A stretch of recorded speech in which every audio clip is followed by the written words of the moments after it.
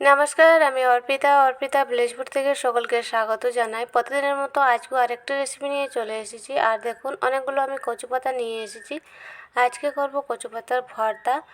তো এখানে আমি অনেকটা কচু পাতা নিয়েছি। কচু পাতা রান্নার পরে কমে যায়, আর একদম আমি কচু পাতাগুলোকে কচি কচি পাতা নিয়েছি। বন্ধুরা, আপনারা তো অনেক রকম কচু পাতার রেসিপি খেয়েছেন, একবার কচু পাতার ভর্তা বানিয়ে খেয়ে দেখবেন। আজকের ভর্তাটা একটু অন্যরকমভাবে আমি বানাবো, আর গরম ভাতের সঙ্গে জাস্ট অসাধারণ লাগে এই ভর্তাটা খেতে। আর দেখুন, আমি পাতাগুলোকে বেছে নিচ্ছি, মানে যে কচু পাতার শিরাটা আছে সেই শিরাটা নেব না। শিরাটা থাকলে বেশি গলা চুলকায়, সেই জন্য শিরাটাকে আমি বেছে বাদ দিয়ে দেব। দেখুন, এইভাবে পাতাগুলোকে আমি বেছে নিচ্ছি। আর এখানে সরু সরু পাতাগুলো আছে, সেজন্য বাছতে একটু সময় লাগবে, সময় নিয়ে বেছে নিতে হবে। এইভাবে সব পাতাগুলোকে আমি বেছে নেব। সব কচু পাতাগুলোকে আমি বেছে নিয়েছি দেখুন। এবারে পরিষ্কার জল দিয়ে ধুয়ে নিয়ে আসছি। কচু পাতাগুলোকে ধুয়ে পরিষ্কার করে নিয়েছি। আর ভর্তা বানানোর জন্য এখানে আমি নিয়েছি 5 ফোড়ন, নিয়েছি পেঁয়াজ কুচি, রসুন, কাঁচা লঙ্কা, আর নিয়েছি শুকনো লঙ্কা। আজকে আমি 5 ফোড়নের গুঁড়ো দিয়ে ভর্তাটা বানাবো। প্রথমে আমি শাকগুলোকে ভাপিয়ে নেব। কড়াই বসিয়ে দিয়েছি, শুকনো কড়াইয়ে ধুয়ে রাখা শাকগুলো দিয়ে দিলাম। শাকগুলোকে আমি আজকে কাটিনি।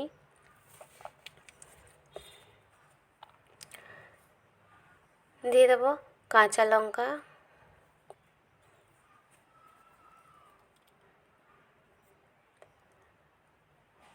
আর রসুনটাও আমি এই সঙ্গে দিয়ে দেবো। পরিমাণ মতো জল দেব।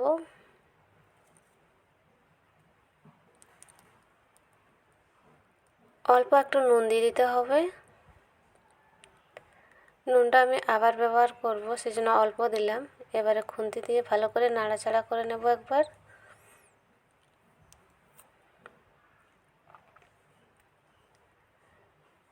ঢাকা দিয়ে সেদ্ধ করে নেব। এক ভাপেই হয়ে যাবে, একটু ঢাকা দিয়ে দিলে শাকগুলো ভাপানো হয়ে যাবে, বেশি সময় লাগবে না। শাকটা আমার ভাপানো হয়ে গেছে দেখুন।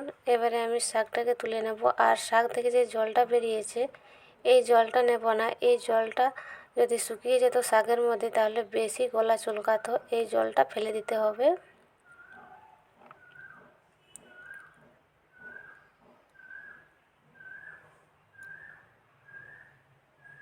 জলটা আমি ফেলে দিয়েছি, কড়াইয়ে দিয়ে দিয়েছি 5 ফোড়ন। 5 ফোড়নটা হালকা করে ভেজে নেব।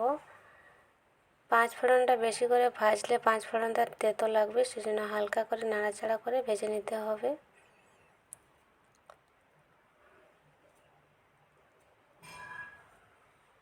পাঁচ ফোড়নটা দেখুন আমার ভাজা ভাজা হয়ে গেছে। এর থেকে আর বেশি ভাজবো না। এবারে নামিয়ে নেব। নামিয়ে নিয়েছি। ওই কড়াইয়ের মধ্যে আমি দিয়ে দিচ্ছি পরিমাণ মতো তেল।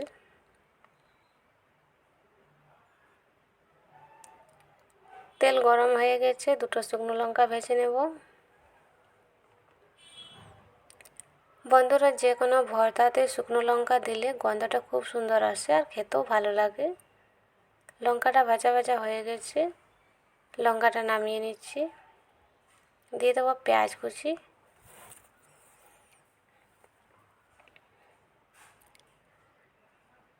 পেঁয়াজ কুচি দিয়ে দিয়েছি। নাড়াচাড়া করে পেঁয়াজটা হালকা করে ভেজে নিতে হবে। পেঁয়াজটা আমি একদম লাল করে ভাজবো না,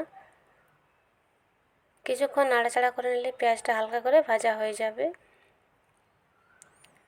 দেখুন, পেঁয়াজটা আমার হালকা করে ভাজা হয়ে গেছে। এবারে কচু শাকটা দিয়ে দিতে হবে। সেদ্ধ করে রাখা কচু শাকটা দিয়ে দিলাম।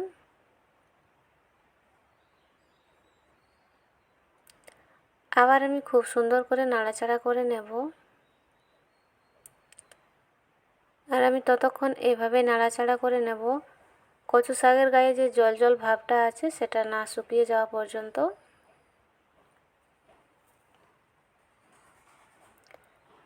আর অবশ্যই হালকা আঁচে এইভাবে নাড়াচাড়া করে নিতে হবে। বেশি আঁচে ভাজলে শাকটা কড়াইয়ে লেগে যাবে। কচু শাকটা সেদ্ধ হওয়ার সময় আমি অল্প নুন দিয়েছিলাম, আবার একটু নুন দিয়ে দিচ্ছি। নুনটা দেওয়ার পরে নুনটাকে মিশিয়ে নিয়েছি।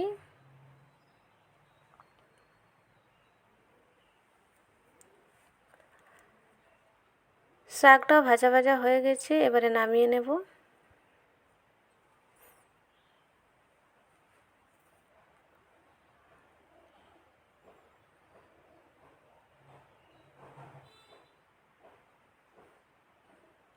নামিয়ে নিচ্ছি।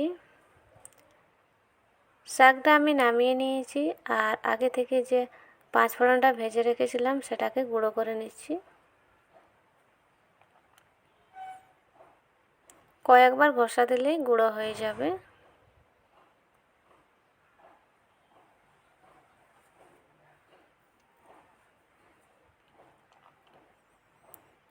পাঁচ ফোড়নটা গুঁড়ো করা হয়ে গেছে, একটা অন্য বাটিতে তুলে নিচ্ছি।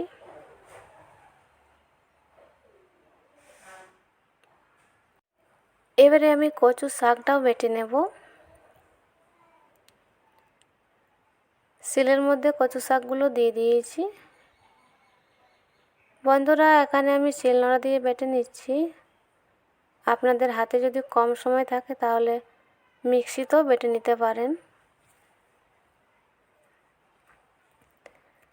আর এই কচু শাকটা পিচ্ছিল ভাব, শিলনোড়া দিয়ে যতটা বাটা যায় মিহি করে, ঠিক আমি ততটাই বেটে নেব।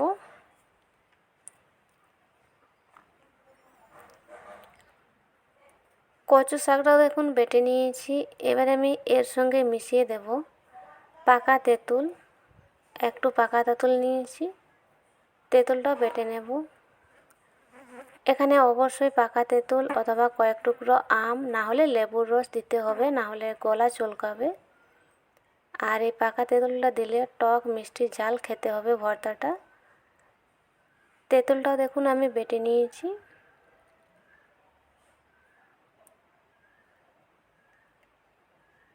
এবারে শিল থেকে তুলে নিতে হবে। আর আগে থেকে যে আমি 5 ফোড়নটা গুঁড়ো করে রেখেছিলাম, 5 ফোড়নের গুঁড়ো দিয়ে দিচ্ছি। পুরোটা আমি দেব না, অল্পটুকু দিয়ে দিয়েছি। আর ভেজে রাখা লঙ্কাটাও হাতে একটু ভেঙে নিয়ে মিশিয়ে দেব।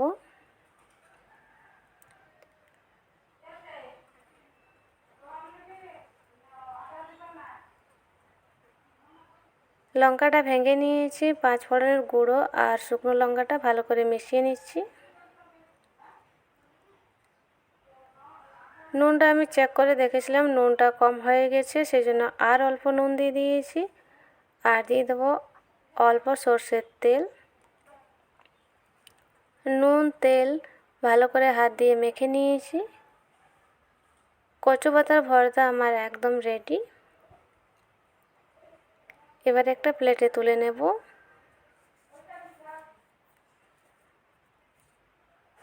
নিয়ে নিয়েছি প্লেটে। বন্ধুরা, আজকের ভিডিওটি আমার ভালো লাগলে লাইক করবেন, শেয়ার করবেন, আমার চ্যানেলটা সাবস্ক্রাইব করবেন। দেখা হবে অন্য কোনো ভিডিওতে। ভালো থাকবেন।